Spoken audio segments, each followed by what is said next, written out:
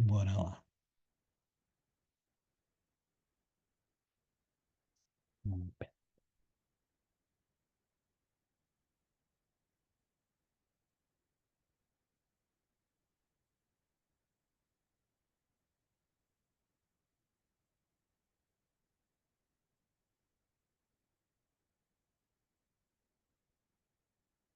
Ah, já tá na tela, né?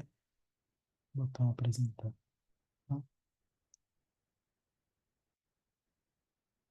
Bora.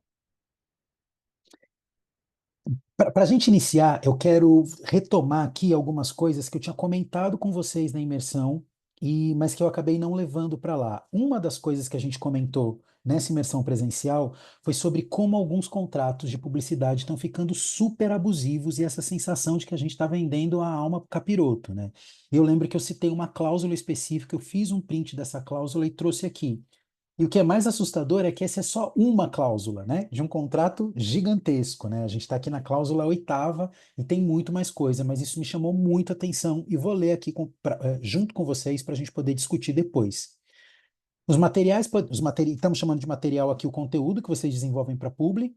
Os materiais poderão ser usados, distribuídos e veiculados nas seguintes mídias, meios, formatos e canais de comunicação: internet barra digital, incluindo, mas não se limitando a redes sociais, mídias online e offline, aplicativos, performance, plataforma de games, plataformas musicais, plataformas diversas de inteligências artificiais conversacionais, como as assistentes virtuais e ou similares, sites e hot sites, portais, blogs, spam, até spam, gente, meu Deus do céu.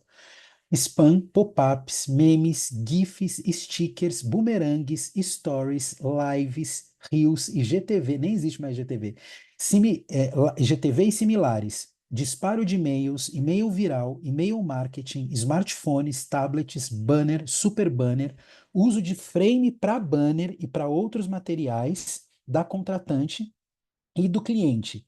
ATM, bot de aplicativo de mensagem instantânea, brand channel, rádios online, endomarketing, Skycraper, retângulo, flipagram, lightbox, bumper ad e quaisquer mídias digitais e formatos, sem exceção, que forem criados na vigência desse contrato. Então é isso, né? Eles podem usar a sua imagem onde eles quiserem, da forma que eles quiserem, pelo tempo de vigência desse. Pelo menos aqui eles foram bacanas, né? Pelo menos tá respeitando o tempo de vigência de contrato. Eu lembro que no encontro eu citei para vocês, é assustador mesmo, Brian. A primeira vez que eu vi isso aqui, eu falei assim, gente, eu preciso printar, eu preciso guardar isso para poder compartilhar com as pessoas, porque de fato é muito abusivo.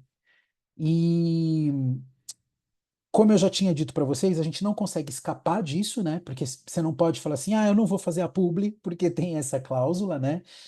Existe a possibilidade da agência ou de vocês contestarem isso e pedir uma alteração. Dificilmente isso vai ser alterado. Por exemplo, tem algumas. As principais agências, eu quase falei o nome aqui, eu tenho que tomar muito cuidado quando eu estou sendo gravado, gente, porque eu sou bocudo demais. As principais agências de marketing de influência hoje, tem uma que, inclusive, ela é super organizada, a consulta que ela manda é mega detalhada, ela já manda todos os detalhes de pagamento, é uma das maiores que a gente tem aqui no Brasil. Ahn, mas quando ela manda tudo isso certinho, bem explicado, bem detalhado, eles são muito éticos, mas vem uma linha lá também, que caso você não concorde com algum daqueles aspectos que eles estão colocando no e-mail, você não vai fazer a publi. Então, é meio que um esquema assim, que a gente é obrigado a engolir, né? Não tem muita saída. Isso aqui é muito mais para a gente ter consciência de como o nosso uso de imagem está sendo feito. Eu lembro que na imersão presencial eu ainda comentei sobre o escaneamento corporal dos figurantes em Hollywood, né? E de como isso é perigosíssimo, porque a gente não sabe onde isso vai parar, mas muito provavelmente em pouquíssimos anos, e estamos falando aí de 1, 2 anos, a gente de fato não vai mais ter figurante nos filmes e nas séries por conta desse escaneamento que já está sendo feito em todos os figurantes em Hollywood. E o impacto realmente é gigantesco, né? Quando você fala de uma cidade que vive da produção de audiovisual, meio que você mata uma classe trabalhadora, né? A função de figurante vai deixar de existir. E eu fico com muito medo, quando eu vejo isso aqui, pelo, pela sobrecarga que pode causar na imagem de vocês, né? É claro que o cliente não vai usar tudo isso aqui ao mesmo tempo, mas se ele quiser, ele pode. Então, por exemplo, como isso pode acontecer?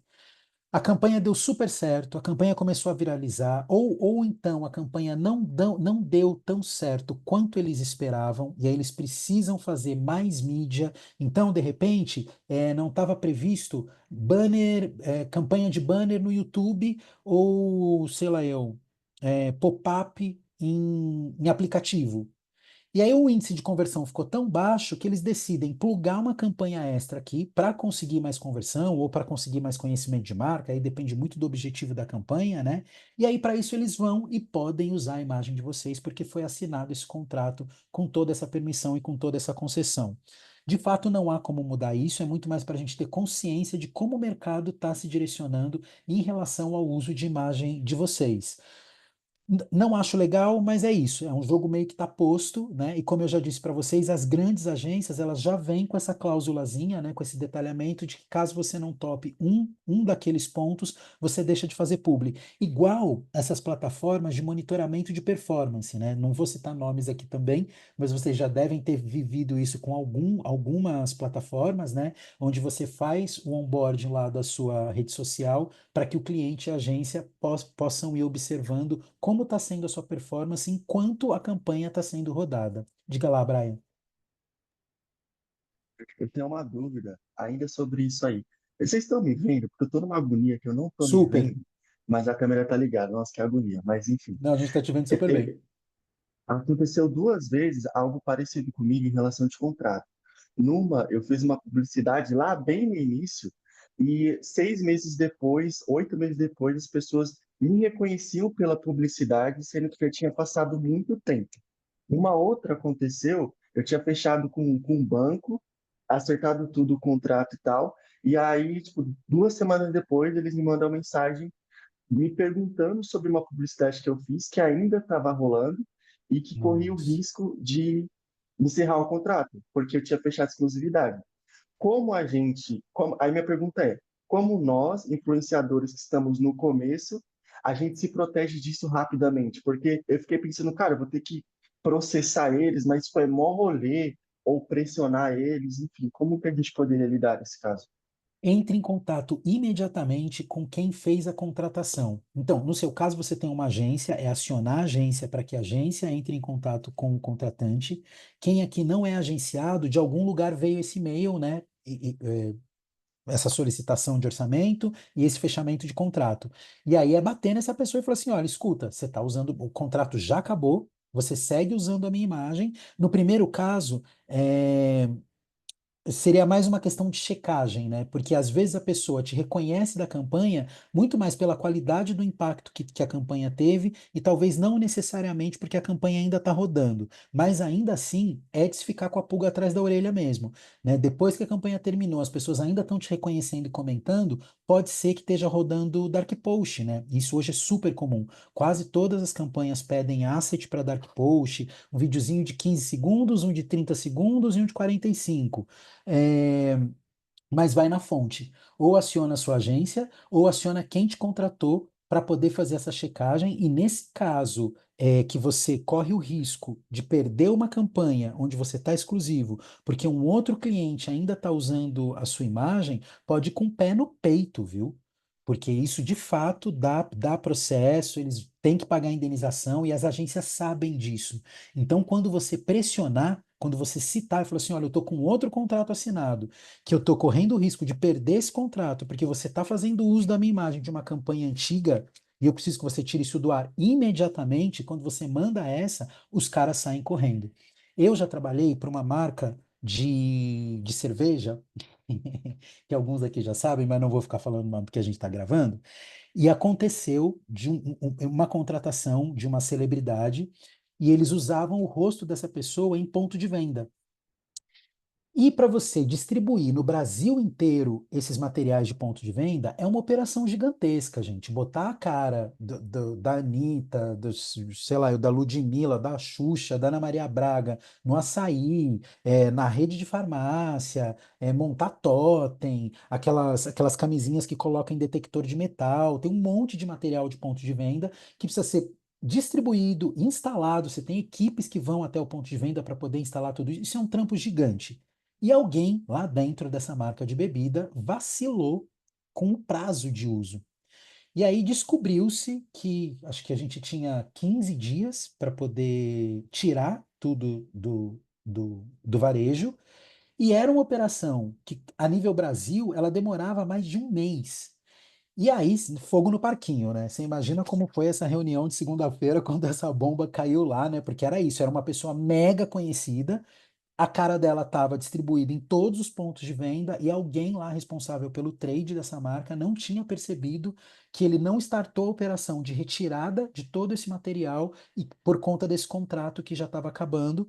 E a agência dessa pessoa, dessa celebridade, meio que só por uma checagem simples mesmo, sabe? Só entrou em contato com a marca para sondar, olha, nosso contrato acaba dia tal e eu quero entender se está tudo ok para retirada dos materiais do ponto de venda, o que nem é uma obrigação do agente, dessa pessoa fazer isso, a obrigação é da marca retirar, e aí foi quando esse agente deu esse alerta que o time de trade da marca falou, meu Deus do céu, a gente precisa de um mês para tirar isso, e o contrato vence em 15 dias, e aí foi um Deus nos acuda, né? E quando isso acontece, a gente está falando de muito dinheiro, né? Porque você conseguir fazer uma operação que leva um mês em 15 dias, você gasta mais do que o dobro, porque você vai ter que ter mais equipe, você tem que dar uma acelerada num negócio assim de um jeito que não estava programado. E mais do que isso, começar imediatamente, né? E vocês devem imaginar, tudo isso é feito por fornecedores, né? Tem a contratação de outras empresas, uma empresa para cada região do Brasil para poder passar no ponto de venda, fazer toda essa retirada. E todas as vezes que você contrata um fornecedor em caráter de urgência, obviamente ele cobra mais, né? Porque é uma coisa, a marca chega em você e fala assim: olha, tem essa publi aqui, o briefing é esse, eu estou te contratando hoje, só que o material sobe amanhã. É esse o momento que a gente tem para dobrar o teu cachê, né? E com o fornecedor é a mesma coisa, quando você põe esse caráter de urgência, o negócio fica muito mais caro. Enfim, deu um fuzuê danado, conseguiram tirar, alguma cabeça deve ter caído, ou algumas, né? Por conta desse custo, mas é isso, a gente tem que ficar atento mesmo, principalmente agora que tem muita coisa rodando como Dark Post. E não quero aqui demonizar o Dark Post, tá, gente? Campanha que usa Dark Post é algo normal, é algo padrão. Para quem não sabe, vou contextualizar aqui. Dark Post é um tipo de postagem que você entrega o seu conteúdo e a marca roda uma campanha, então o conteúdo, o vídeo que você gravou fica aparecendo para as outras pessoas, mas sem usar a sua rede social. Às vezes, o conteúdo que é usado para Dark Post, inclusive, é diferente do conteúdo da publi que você fez normalmente, da publi que está lá no seu feed ou que está no seu feed em collab com a marca. Geralmente, você grava um outro videozinho menor, que a gente chama de asset. Às vezes, eles têm uma variação de 15, 30 segundos, em alguns casos 45, geralmente 15, 30, e isso fica rodando como um dark post, né? Como ele fica escondido, né? É exatamente aí que a gente perde o controle. A não ser que você tenha a sorte de ver isso passando pela sua timeline, né? Porque como isso é distribuído para um público específico, caso você esteja dentro dessa segmentação, pode ser que você veja. Mas se não, de fato, realmente é algo muito difícil de ser controlado mesmo. Vamos lá. Essa aqui também foi uma polêmica que eu citei rapidamente com vocês sobre essa treta que deu em relação aos CMOs, né? Os executivos de marketing que entendem que marketing de influência não tem resultado. Então foi rodada uma pesquisa e a maior parte dos CMOs considera difícil medir os resultados das ações de marketing envolvendo criadores de conteúdo.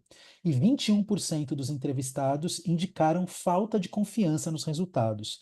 Isso aqui, quando rodou ano passado, caiu igual uma bomba no mercado, porque 52% é um número muito grande, né? A gente está falando de um pouco mais da metade de todos os executivos de marketing, né? Então, falando de diretores, porque são CMOs.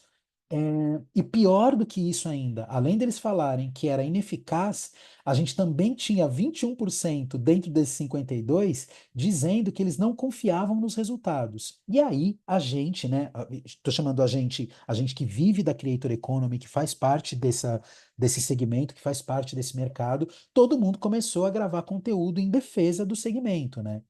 Então, vou ler rapidamente aqui a legenda desse post que saiu no meio mensagem. Para se aprofundar em relação entre marcas e influência, o Instituto de Pesquisa e Big Data Data Markers, em parceria com a CDN, realizou o estudo de líderes de marketing e marketing de influência. A pesquisa ouviu 132 líderes de marketing de empresas diferentes, de diferentes setores e tamanhos. Os resultados revelam que, apesar da relevância atribuída à disciplina, os líderes encontram dificuldade em atingir os resultados esperados. Veja dados. E aí eu gosto muito, muito desse comentário que o Levi deixou aqui, né, com esse deboche, né? Ora, quem diria que contratar influenciador genérico sem conteúdo só porque tem dezenas de milhares de seguidores não traria resultado, né? Enquanto a gente que é nichado com uma comunidade autêntica e engajada é ignorado, especialmente se não for padrão. Fato, né? A gente falou bastante sobre engajamento de nano e micro influenciador, e geralmente, quando esses mega CMOs decidem fazer contratação, tem muita coisa de decisão baseada em gosto pessoal, né? Ah, chama fulana. É uma galera que é muito, que tem uma mentalidade muito antiga ainda. Da publicidade. Estamos falando de um povo dos anos 80 e lembrando que a publicidade hoje não é perfeita, tá? Não estou passando pano para a publicidade, não, mas nos anos 80, a publicidade era machista, sexista, todos os istas, tudo que há de pior existia dentro da publicidade, isso era tido como algo normal, né? Tanto que foi preciso o CONAR ser inventado para poder regulamentar um monte de coisas, né? Publicidade com criança, nos anos 80, por exemplo, era algo super tranquilo, super comum, e você podia botar uma criança para falar qualquer coisa e para fazer qualquer coisa. Aqui ainda sobre esse assunto, né, para esses entrevistados, né, que incluem os profissionais de diversos cargos, inclusive os CEOs, diretores, gerentes e coordenadores, o marketing de influência produz resultados principalmente em amplificação e awareness, conhecimento de marca, com 62%, chegar em novas audiências, 55%, e isso aqui é o maior trunfo de vocês, tá? Quando a gente fala daquela história de coincidência de território de marca, né? O mesmo território que a marca atua, ser o território que você produz conteúdo, é assim que a marca consegue chegar em novas audiências, porque tem um limite, né? Quase nem todo mundo é fã de marca, nem todo mundo segue marca no Instagram e nem todo mundo se interessa pelo que as marcas estão fazendo, mas elas se interessam pelo conteúdo de vocês. Então, chegar em pessoas, né, para um banco conversar com novas pessoas no segmento de finanças, para o banco é muito conveniente ele estar relacionado com a comunidade do Brian. Para uma marca esportiva se relacionar com outras pessoas muito engajadas dentro do segmento esportivo, é interessante para essa marca estar relacionada com a comunidade da Ellen e por aí vai. Tradução de mensagem de marca com 43%, e aqui de novo vocês têm um trunfo, porque o influenciador digital, vocês conseguem traduzir o conceito do briefing usando as palavras de vocês e do jeito que vocês sabem que a audiência de vocês vai conseguir absorver da melhor forma. Então, para a tradução de mensagem, realmente o marketing de influência é muito eficaz. Clareza na compreensão da mensagem, que está muito relacionado com tradução de mensagem de marca, né? Com 29%. Brand advocacy, que é essa coisa de fazer a defesa da marca, com 28%. Conversão direta, 22%. E é aqui que essa confusão ali dos CMOs mimizentos e chorões da lâmina anterior pega. Porque esse cara que tem essa cabeça antiga dos anos 80, ele acha que se você fizer uma publi, a conversão de venda deles tem que disparar, tem que aumentar, tem que. E geralmente essas pessoas olham só para número de venda e ignoram todo esse restante aqui. E tudo isso aqui é muito importante para uma marca. Quando a gente está falando de branding, todos esses itens aqui são fundamentais para uma marca. E isso custa muito, gente. Você conseguir ter uma ampliação de conhecimento da sua marca em 62%, atingir 55% mais novas audiências, ter clareza na compreensão da mensagem em 29%, isso aqui não tem preço. Então, não é somente sobre venda, não é somente sobre conversão direta, mas essa galera, esses 52% aí dos CMOs, diretores, gerentes e coordenadores de marketing que ainda têm uma cabeça antiga no século passado, eles não é que eles não conseguem, né? Parece que tem um prazer de ignorar, porque como a gente comentou lá no presencial, né? Se você é capaz de medir um anúncio de revista, e se você é capaz de medir um comercial de televisão, você só não está medindo resultado de marketing de influência porque você não quer, né? A Rafa Lotto já deixou isso muito claro em vários momentos, em várias palestras do YouPix, né? Que já que você está investindo um caminhão de dinheiro em marketing de influência, você também precisa separar uma verba para contratar um instituto de pesquisa que possa medir a qualidade e a eficácia dessa campanha que você rodou. E quando você contrata esse instituto de pesquisa, ele vai te entregar, inclusive, tudo isso aqui. Ele não vai falar somente sobre conversão direta, porque quando uma marca contrata um criador de conteúdo para fazer uma campanha, ele entrega muito mais do que conversão direta, né? Como a gente pode ver aqui nesses primeiros tópicos, nesses quatro, dois, três, quatro, nesses quatro primeiros, principalmente, é onde está o maior ouro, assim. Isso aqui realmente tem um valor inestimável, embora esses 52% desses CMOs debochados e com a cabeça no século retrasado insistam em dizer, inclusive, qual é o termo, gente? Falta de confiança nos resultados. Isso aqui é horroroso de ser dito. Mas bora lá. Aqui ainda sobre esse mimimi todo dos CMOs, né? O que eu achei mais interessante aqui dessa segunda matéria, e depois tem a fonte aqui, tá, gente? Eu vou deixar lá no nosso grupo. Se vocês quiserem acessar essas matérias, tem a fontezinha. O que chama atenção, no entanto, é que 47% das áreas de marketing ainda usam coleta de dados não estruturadas para tomada de decisão. Então, né, isso já diz muito, né? Se você tem uma coleta de dados que não é estruturada, você não pode querer mensurar resultado, né? Se você não está coletando direito, obviamente você não vai conseguir mensurar direito. Enquanto 40% utilizam o julgamento do próprio time e apenas 19% contratam pesquisas externas. É por isso, né, que os caras não conseguem encontrar os dados, né? Porque 40% está usando o julgamento do próprio time, e aí quando a gente está falando julgamento do próprio time, a gente está falando do time de marketing, brand PR, e eles conversando ali no cafezinho, olhando uns printzinhos de tela e falando sobre achismos, ou seja, não estamos falando sobre dados, zero embasamento.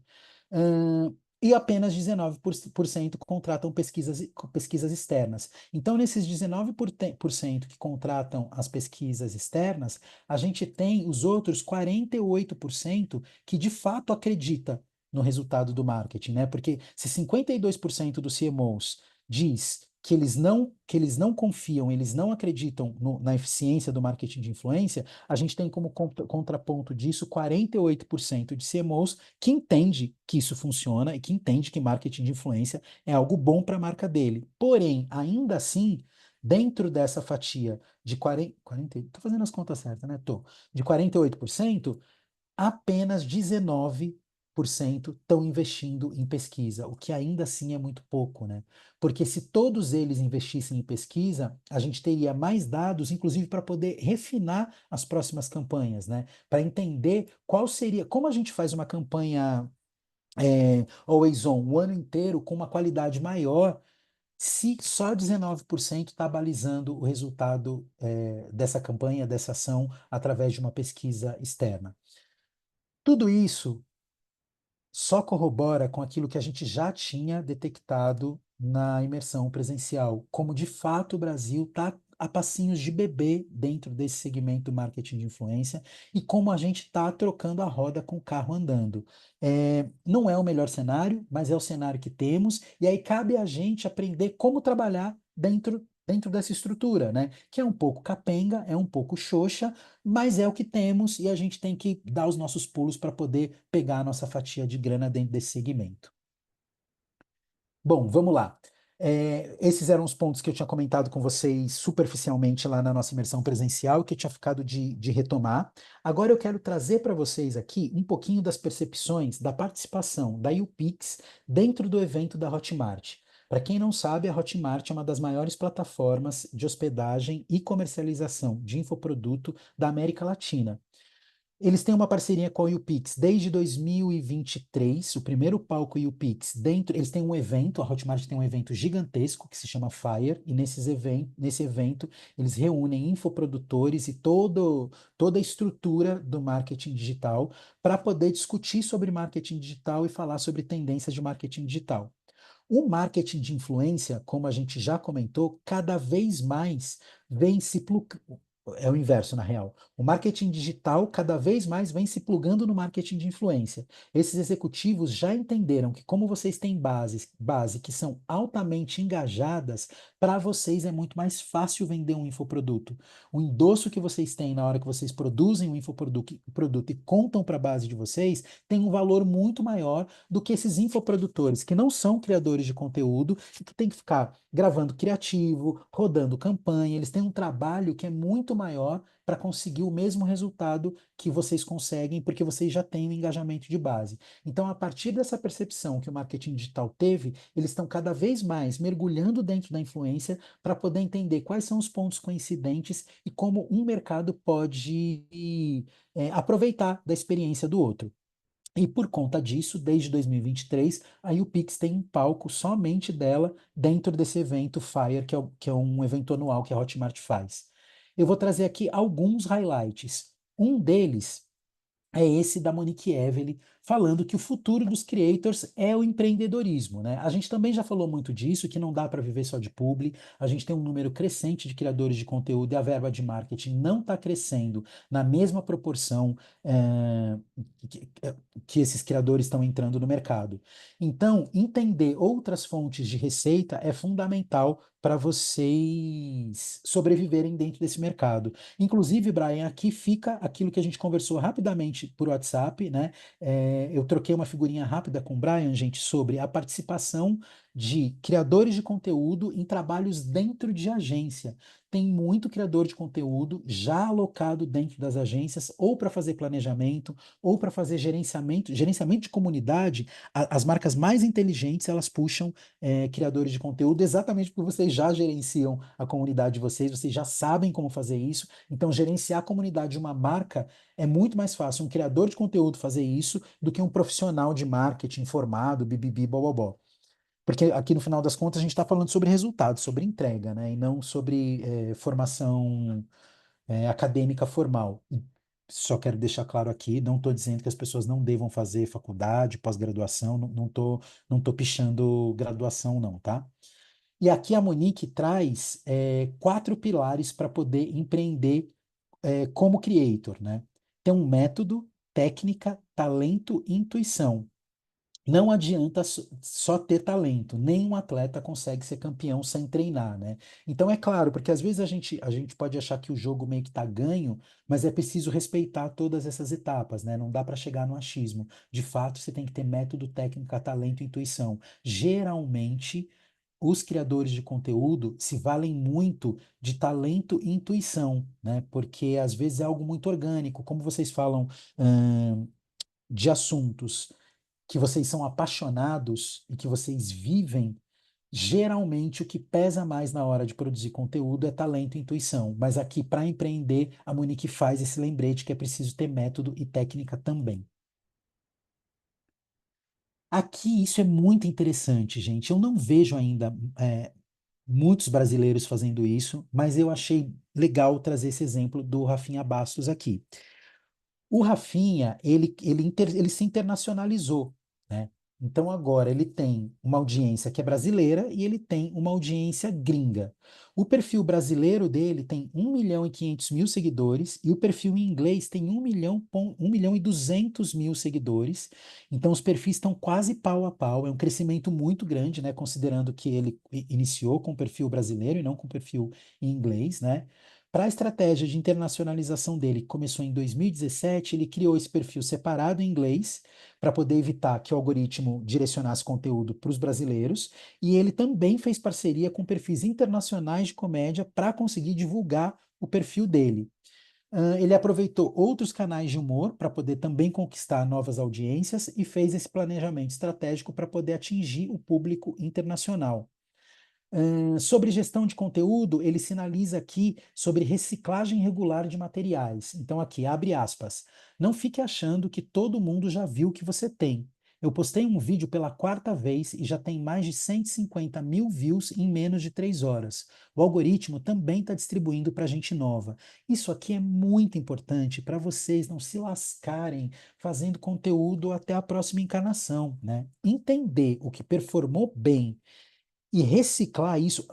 Lendo aqui o que o Rafinha disse, eu fiquei com a impressão que ele postou exatamente o mesmo vídeo. Vocês não precisam necessariamente fazer isso. Você pode usar o mesmo roteiro e só regravar isso. Ou então usar um material de um vídeo que performou muito bem e de repente você testa fazer um carrossel, mudar o formato, né? Mas reciclar conteúdo é algo muito importante, principalmente entendendo que a base de vocês não para de crescer nunca. E algo que foi dito em janeiro do ano passado. Ninguém nem mais lembra que você falou. E geralmente as dúvidas costumam ser as mesmas dentro dos nichos que vocês atuam. Então vai ter sempre gente perguntando a mesma coisa para vocês o tempo todo. Ontem eu tive a chance de participar do evento da Lira Libero. Para quem não conhece, ela é uma especialista em TikTok. Eu admiro demais o trabalho dela. Essa mulher está ficando gigantesca. Ela foi uma das apresentadoras do último TikTok Awards. Ela abriu os números dela lá ontem no evento. No ano passado, ela faturou 400 mil reais somente com produtos e consultorias. Ela é uma ninja do TikTok. Depois eu até deixo lá no grupo o arroba dela, para quem não conhece, acho muito bacana seguir o conteúdo dela. E ela falou muito sobre isso, sobre essas possibilidades de reciclagem de conteúdo mesmo, que é algo que o Rafinha Bastos traz aqui, que eu recomendo fortemente que vocês façam também.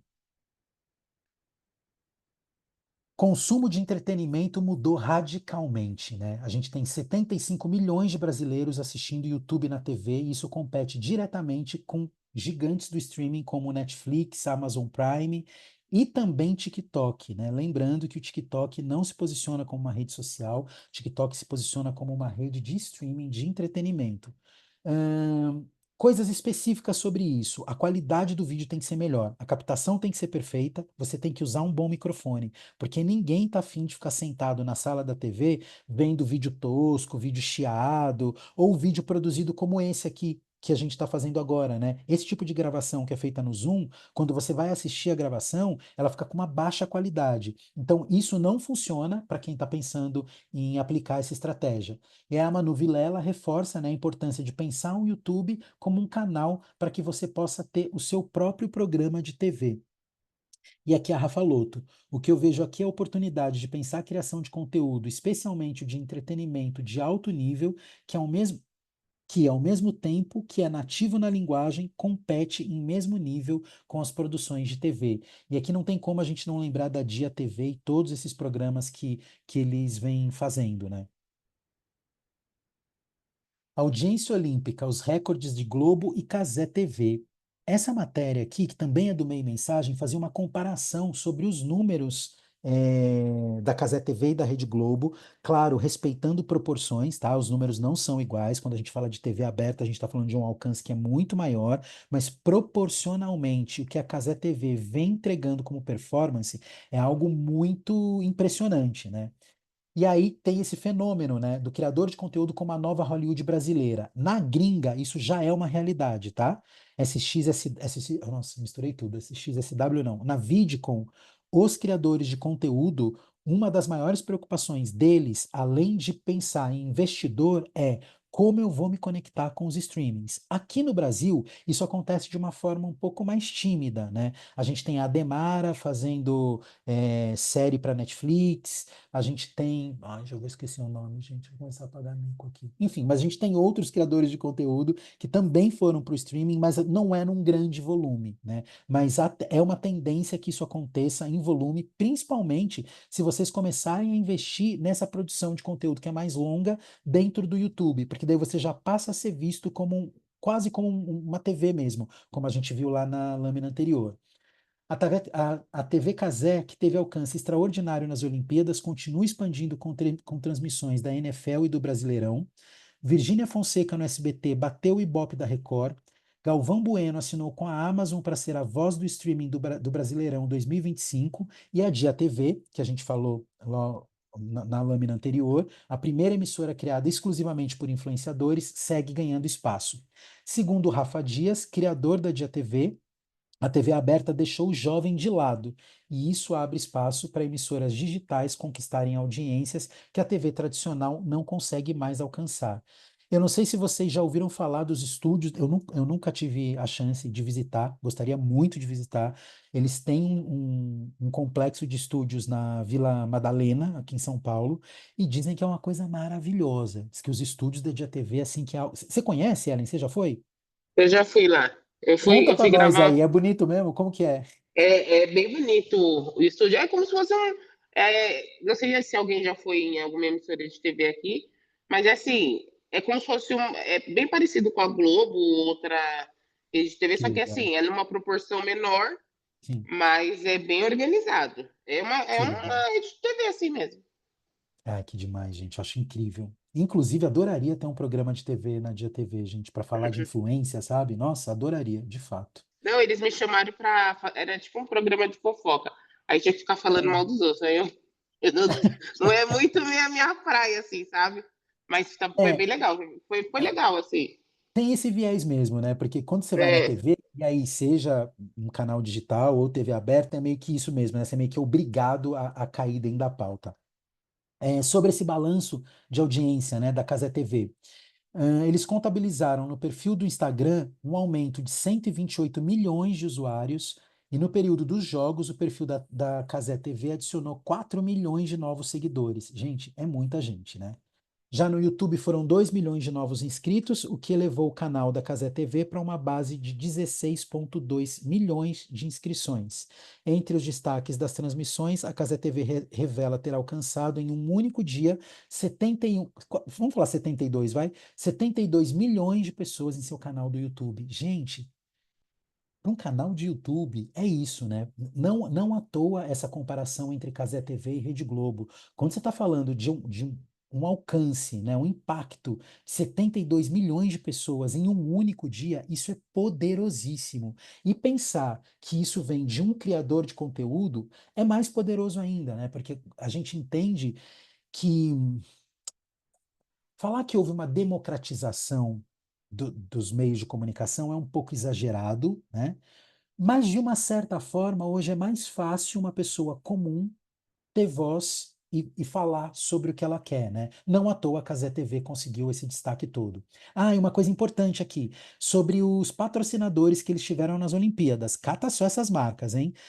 Cota Master, Corona, Esportes da Sorte, Hellmann's, iFood, Visa e Banco do Brasil, Vivo, Volks e cota de apoio, Airbnb, Estácio e Subway. Só Marcona, gente. Não tem bolo de pote. Só Marcona. Impressionante mesmo.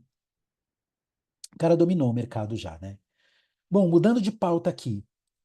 O luto dos criadores de estilo de vida. A gente pincelou isso também rapidamente lá no nosso presencial, né? Se o lifestyle já foi o grande mar azul dos criadores de conteúdo e a maior possibilidade para você poder criar seu conteúdo, hoje isso está acabando porque as pessoas querem um conteúdo que seja mais relevante e mais especializado, né? O marketing de influência está em constante mudança e a era dos generalistas está ficando para trás. Hoje as marcas querem especialistas que entendem de verdade o que falam e que entreguem valor real. E você já tem um nicho? Se ainda não, qual assunto você mais se identifica para entrar de cabeça? Então é importante a gente ter isso em mente na hora de direcionar a nossa criação de conteúdo. E aqui quando eu digo isso, eu não estou dizendo para vocês que vocês não devem buscar outros nichos, que vocês não devam ampliar a produção de conteúdo de vocês, mas o que eu estou dizendo aqui é que aquela coisa de somente mostrar a sua vida, sabe? Ah, eu acordei, tomei café, comi meu cereal, fui para academia, agora tomei um banho, não basta mais. Não tem mais espaço só para isso, né? Então, de fato, é preciso uma segmentação e um conhecimento profundo para você poder ter credibilidade dentro dessa nossa área. Os creators atraem seguidores que buscam conteúdo relevante. De acordo com uma pesquisa da Influencer Marketing Hub, o maior desafio para as marcas continua sendo encontrar influenciadores especializados para suas campanhas. Isso só reforça que hoje ter um nicho bem definido é essencial para se destacar no mercado. E eu lembro que, né, como a gente fez aquela dinâmica do começo dos post-its de forma anônima, eu não sei quem foi, mas eu tenho um post-it aqui que está escrito exatamente isso. Eu preciso encontrar um assunto barra nicho. É, exato, exato. Aliás, quero já contar para vocês que três daqueles post-its que vocês escreveram vai virar um produto novo meu. Eu vou montar um treinamento de 4 encontros que vai se chamar Do Like ao Lucro, e nesse treinamento eu vou falar sobre todos esses primeiros passos, assim, mão na massa mesmo, que um criador de conteúdo precisa ter para poder começar dentro da carreira, como se planejar como criador de conteúdo, como testar as coisas, né? Porque uma vez que você entendeu como começar, fez um planejamento, você precisa ir para a fase dos testes e depois se especializar para aí sim começar a voar, começar a decolar. Bora lá, outro assunto. Influenciadores digitais alavancam marketing de reverberação. O Michel Alcoforado, para quem não conhece, ele é o grande nome à frente da Consumoteca. Diga lá, Brian. Só uma dica, né? O pessoal que pensa sobre nicho, eu fiquei por muito tempo falando de finanças, dando dicas, coisas, conselhos rápidos e tal. Isso me trouxe muitos seguidores e muitas visualizações. Com o tempo, eu fui enchendo o saco, porque era sempre as mesmas dicas, eu estava muito superficial. E eu comecei a falar de dinheiro de uma forma um pouco mais profunda, ainda sobre o tema de finanças. Isso me traz menos visualizações, mas me traz muito mais conexão com o público, porque o público se torna fiel. Isso foi difícil para eu mudar, porque eu ficava, pô, não quero só ficar dando diquinha. Então, às vezes, é mais um conselho para não se prender ao nicho exatamente de forma literal. Eu vou falar de, sei lá, finanças, vou só dar dica, porque eu sinto que o público ele se identifica mais, se conecta mais nesse sentido. E isso que o Brian trouxe tem muito a ver com aquele papo que a gente teve também sobre como é complexo estruturar uma linha editorial, né? Você precisa ter meio que conteúdo para tudo, né? Para todas as fases do funil, desde esse tipo de conteúdo que atrai um monte de gente, mas também ter conteúdo de alta conexão. E é importante. Nossa, eu não estava vendo o chat, gente. Que ótimo. Ah, olha, já está todo mundo se seguindo. Gosto assim. E realmente é importante a gente ter essa consciência na hora de montar, né, a linha editorial e saber que às vezes a gente, em detrimento, para conseguir uma conexão maior, a gente vai acabar perdendo um pouco em volume de pessoas que estão chegando para dentro da base. Michel Alcoforado, da Consumoteca, fala sobre as mudanças no comportamento do consumidor que assume o protagonismo das marcas. Bora lá. Ele ressalta muito sobre essa jornada de compra que não é mais linear. E esses números aqui me assustaram, embora eu seja uma dessas pessoas, tá? Mas eu não imaginei que fôssemos tantos assim. 40% dos consumidores simulam compras que não vão realizar apenas por prazer.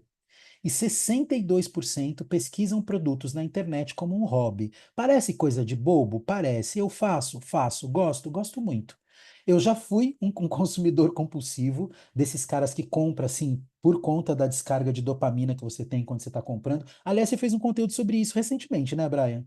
Eu vi um vídeo teu falando sobre isso, sobre como a sensação de bem-estar que a gente tem na hora que a gente está gastando dinheiro, né? Eu já fui desses E um jeito que me fez controlar um pouco isso foi exatamente isso, simular a compra apenas por prazer.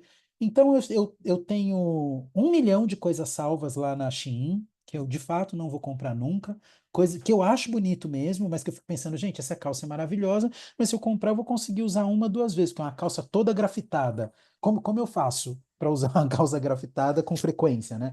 Não vou investir meu dinheiro nela. Esse bibelô, esse imóvel, enfim, um monte de coisas, está tudo salvo lá nas minhas pastinhas. De fato, não vou comprar nunca. E aqui também, né, os dois dados são muito parecidos, né? Um está relacionado diretamente ao prazer e o outro sinaliza essa questão do hobby, mas é uma jornada de consumo que não termina. Isso para as marcas é terrível, né? Porque a jornada de compra do consumidor era algo muito padrão antigamente, né? Quase como um ratinho de laboratório, né? Ah, então você expõe a marca tantas vezes para o seu consumidor, estimula o consumidor dessa forma. Quando o consumidor demonstra interesse, você age de tal jeito e aí finalmente ele vai conseguir comprar. Hoje isso cai por terra quando a gente tem pessoas simulando compra que não vai fazer e pesquisando o produto na internet por hobby. E uma outra coisa que eu acho muito doida também é que às vezes quando você está fazendo uma pesquisa, você descobre que ou você não precisa daquilo, ou que a tua necessidade é outra. Ou mais, você descobre um produto novo. Isso aconteceu recentemente comigo. Eu me mudei em outubro. E aí na outra casa, eu tinha aquelas sanduicheiras. E todo dia de manhã eu botava 2 fatias de pão integral com manteiga dentro da sanduicheira para fazer uma torradinha e comer com café. E aí fui pesquisar uma sanduicheira para o apartamento novo. E aí eu descobri uma Air Fryer Pocket. Eu não sei se vocês já ouviram falar disso, mas quando eu vi a headline Air Fryer Pocket, eu já quase caí para trás, né? Air Fryer Pocket é tipo Botox capilar, né? Um negócio que é para paralisar, paralisa o músculo, né? Daí a galera inventa Botox capilar, como se cabelo tivesse músculo e como se Air Fryer entrasse no bolso. Mas a Air Fryer Pocket é uma Air Fryer de fato muito pequenininha. Ela tem uma bandeja assim. Ó, a bandeja da Air Fryer é menor do que aquele planner que eu dei para vocês na imersão. Pra vocês terem noção, é um pouco menor, tá? Não é muito, não, mas é menor que a capa daquele planner. E eu falei, nossa, gente, eu consigo fazer minha torrada nesse rolê, mas também consigo usar o mesmo produto para fazer peixe, para fazer frango, para assar pão de queijo. Então, a partir de uma pesquisa de produto, eu descobri um outro produto, né, que podia me servir de uma outra forma. Então, o coitado do produtor de torradeira ficou a ver navios, mas o cara que inventou essa Air Fryer Pocket conseguiu me conquistar. Então, tudo isso só para deixar bem claro como de fato essa jornada de compra do consumidor mudou muito. Abre aspas. Na economia do protagonismo, o consumidor quer assumir o lugar de destaque, usando os produtos e marcas como plataforma de sua individualidade. É menos sobre a marca e mais sobre o que eu faço com ela, afirmou o antropólogo Michel Alcoforado. E é a partir disso, a partir dessas mudanças de comportamento, que ele detecta, que ele cunha, né, na verdade, esse termo, essa origem desse marketing de reverberação. Aqui mais alguns dados. 78% dos consumidores já compraram algum produto por causa de algum influenciador. Isso de fato é um número ótimo. 55% das pessoas se sentem mais confiantes em comprar de uma marca quando indicada por influenciadores. Isso aqui também é um número maravilhoso na hora de corroborar com o nosso ofício de cada dia, né? E depois os caras falando que marketing de influência não é eficaz. Gente, eu quero conversar com vocês sobre meme. Mas antes de falar sobre meme, invariavelmente eu preciso falar de geração Z, porque a cultura do meme, a linguagem do meme está diretamente relacionada a como a geração Z olha para o mundo e percebe o mundo. Então, bora lá. Ah, só salientando, toda essa pesquisa de Gen Z que eu estou trazendo aqui veio do grupo Consumoteca, tá? Que é esse grupo do Michel Alcoforado. Depois, se você, inclusive hoje, ele está exatamente nesse nosso mesmo horário. Eu tinha até me inscrito e só depois eu vi que o horário ia coincidir. Ele está fazendo um encontro sobre adultização. E depois eu quero trazer esse tema aqui para a gente discutir no próximo encontro. Eu vou pegar, a gente não precisa falar sobre tudo, da mesma forma que eu não vou mostrar a pesquisa inteira aqui de Gen Z, mas eu posso pegar os pontos altos dessa pesquisa de adultização para a gente poder comentar aqui um pouco. Ah, importante dizer que esses dados aqui de geração Z é feito pelas lentes latinas e é super difícil a gente encontrar informação de Gen Z que fale sobre a gente. Geralmente são dados que falam sobre os gringos e, na maioria das vezes, os norte-americanos. Então, bora lá. Quem são os Gen Zs? Eles nasceram entre 1995 e 2010. Eles têm entre 12 e 27 anos, ou seja, a Gen Z já está tendo filho. E eles são os primeiros nativos digitais, né? Nasceram já no mundo com o YouTube, com globalização, ahn, com novos modelos de carreira, né?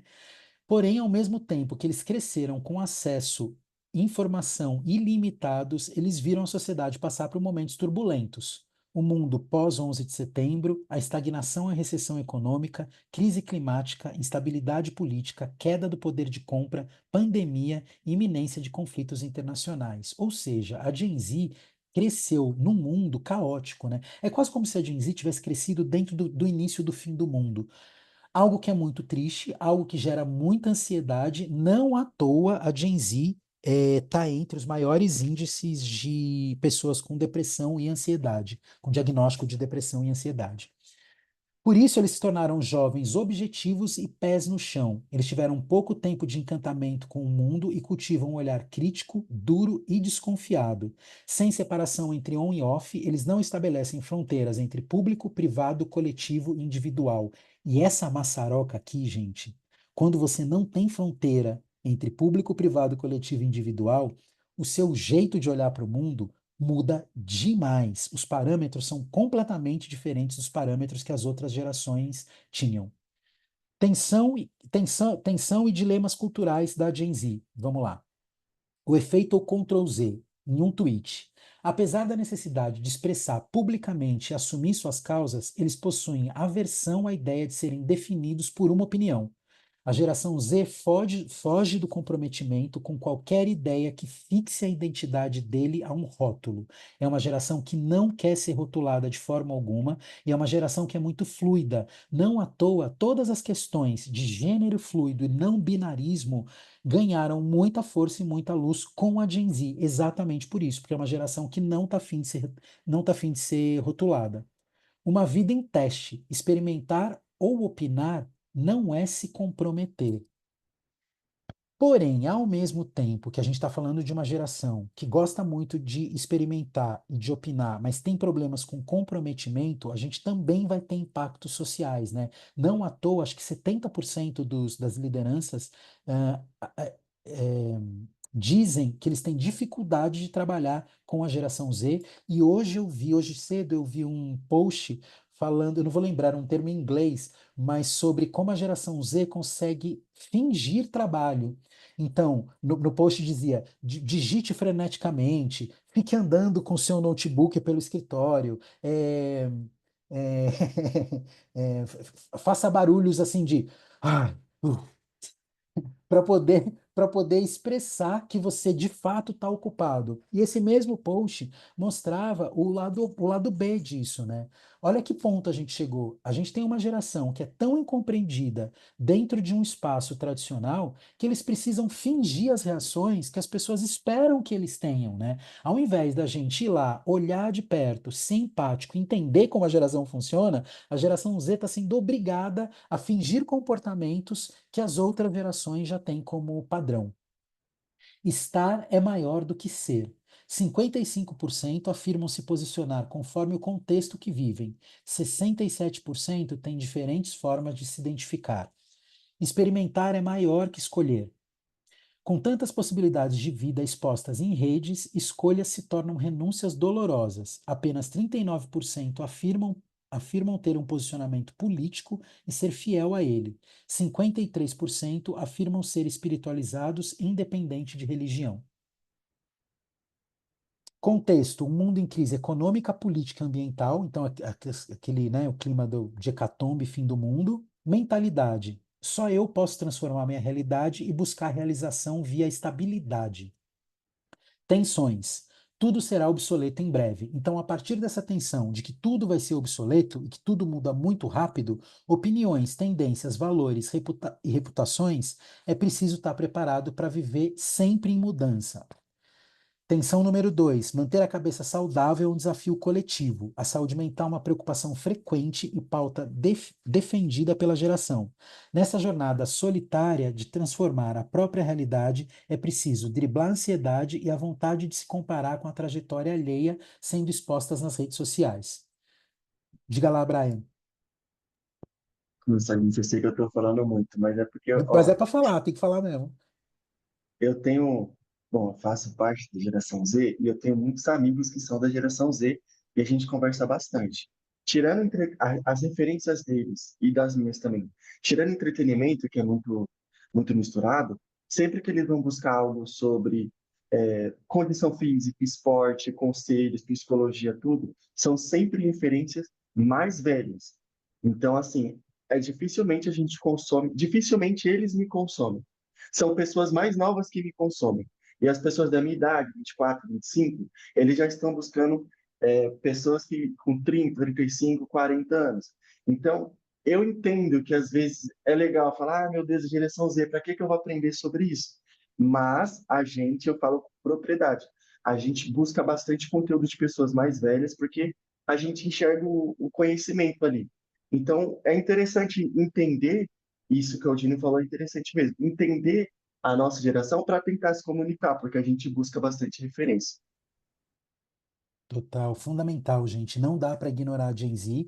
E vou jogar a bomba aqui e sair correndo. Não vamos esquecer que a geração alfa tá aí, né? A todo vapor. Minhas amigas que têm filhas, eu tenho uma amiga com uma filha de 11 anos, ela olha pra gente quando a gente tá junto num restaurante, num bar, ela olha pra gente com uma cara de deboche, ela olha pra gente com cara de pena. Pena, é isso. Uma menina de 11 anos. Porque ela, de fato, nasceu num mundo e tem uma capacidade cognitiva muito diferente. Eu sou geração X esbarrando com millennials. Eu fico bem ali na divisa entre uma coisa e outra. Então, para a geração alfa, de fato, eu sou um dinossauro, gente. E eles têm preguiça da gente, né? Então, assim, querer se dar ao luxo de não entender e não ser empático com a geração Z é um tiro no pé. Porque o mercado é pautado pela geração Z, né? Tá todo mundo de olho nas gerações mais novas, porque o consumo é pautado pelas gerações mais novas. Então, bora logo se letrar em geração Z, porque a gente vai tomar um tombo daqui a pouco, porque a Alfa tá vindo com tudo. Porque por enquanto eles têm 11 anos, né? E vocês sabem que quando a gente faz 16, 14, a gente fica grandão, né? Eu com 14 anos, eu tinha certeza que eu ia mudar o mundo e que, né? Então, essa filha da minha amiga que está com 11, em 3, 4 anos, ela vai estar dominando o mundo. E a gente que dê nossos pulos para poder dar conta dessa geração alfa. Atenção número 3, preocupação constante com a própria reputação. Com combo, crise econômica, mais aceleração digital, mais crescimento de um mindset mais individualista, o jovem Z passa a buscar meios de se emancipar, maximizando seu valor ao se tornar o próprio CEO de si mesmo. Tenso, né? Importante. Bora lá, bora falar de meme. Essa pesquisa aqui sobre meme, ela foi feita pela Trop. A Trop é uma consultoria especializada em geração Z, e é uma pesquisa da Trop com o Instituto Z, né? O estudo a relação da geração Z com os memes. O que é meme? Meme é um conteúdo que traduz sentimentos complexos de comunidades. Isso é muito importante. Às vezes o meme que funciona para uma comunidade, ele não funciona para outra. E aqui a gente está falando de linguagens. E o meme, ele tem uma capacidade de sintetizar coisas que são gigantescas. Quando a gente lê aqui sentimentos complexos, realmente a gente está falando de algo que é muito grande, que às vezes é sintetizado em algo muito pequeno, numa frase ou num bordão. O meme ajuda a entender o mundo por se tratar de uma linguagem de associação, né? Então você usa um meme sempre associando o meme a uma situação que você está vivendo agora. Ele também permite expressar, né, ideias complexas, mesmo que na ausência de palavras corretas, e ele cria pertencimento entre grupo de pessoas que partilham as mesmas referências. Diga lá, Dan. Existe algum método, que você falou mais cedo sobre método, existe método para entender a mecânica, ou como construir memes ou algo nesse sentido? Quando você fala de linguagem de grupo, sentimentos complexos, tem algo nesse Então, sentido? Não tem um método, mas tem muita coisa da observação e até onde você está imerso dentro desse grupo. E aí é muito uma coisa de autenticidade mesmo, sabe? Porque se você de fato não pertence ao grupo, tentar fakear um meme, você vai cair num lugar assim, tipo a filha da minha amiga, que olha pra gente com pena, sabe? Porque não dá match, soa falso, Uhum. sabe? Sim, sim, sim. Mas mais que um método, é ter um olhar sagaz porque está acontecendo agora, sabe? Tipo a Luísa Ah, Marilac lá com os meus bons drinks, enfim. E hoje a gente vive uma outra coisa que eu acho muito interessante, que os stickers que a gente está usando no WhatsApp, eles meio que já são memes também, né? eu penso Então, nisso. a gente nem responde mais as coisas, né? Você joga um sticker ali e tem um conceito enorme que está ali dentro daquele, daquele sticker, né? Sim, Eu sim, amo, por sim. exemplo, aquele do carinha que vai tombando de ladinho e cai na mesa do boteco. Né? É isso, gente. É um retrato da vida do brasileiro aquilo. Dependendo do que está sendo discutido no grupo, você descarrega aquele stickerzinho, tá dito, né? E isso que eu acho Uhum. mais interessante dessa cultura do meme, né?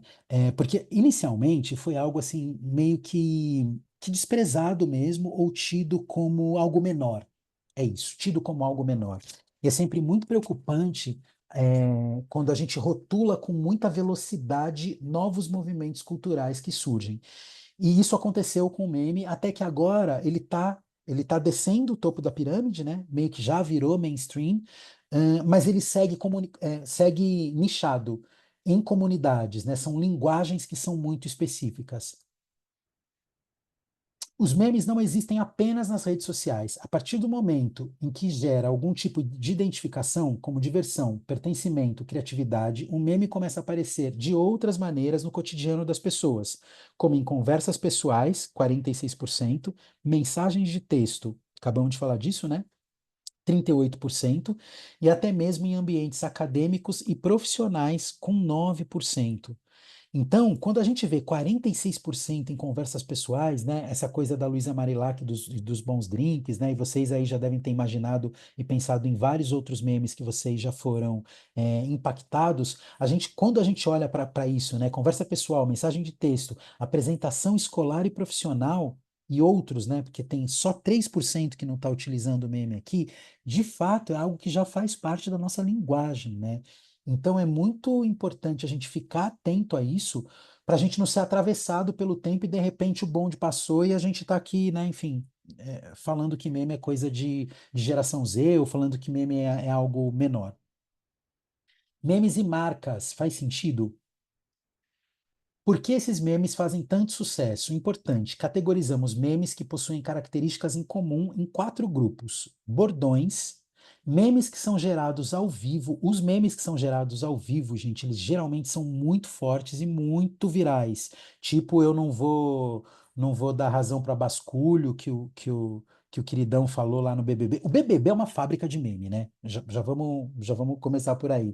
Exatamente por ser uma situação muito específica, onde está todo mundo envolvido num movimento de muita tensão, e ao vivo as coisas saem com muita naturalidade, a edição ao vivo ela tem os seus limites, né? O cotidiano do trabalhador e o poder da internet. Esse agrupamento aponta para possíveis padrões que, se repetidos, podem potencializar a possibilidade de viralização.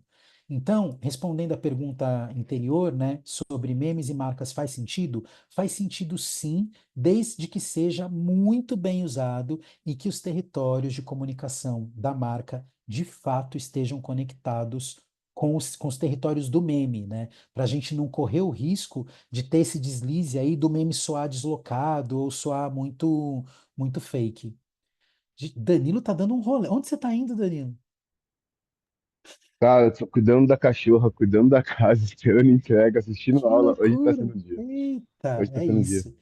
É a vida do brasileiro médio. Vamos nessa. Minha vida é glamourosa, cara. É isso, meus queridos. O que eu tinha para falar para vocês hoje era isso, e agora eu quero abrir para a nossa segunda parte, que é o tal do Hot Seat. Lembrando, o que que é o Hot Seat? Eu faço um atendimento individualizado, porém em grupo, porque a dúvida de um muitas vezes é a dúvida do outro. E bora, dores, lamúrias, questões, problemas, dramas. Agora é só abrir o microfone e desaguar. Ah, peraí, deixa eu parar de gravar, gente. Opa, nossa, eu quase encerrei a reunião ao invés de parar de gravar.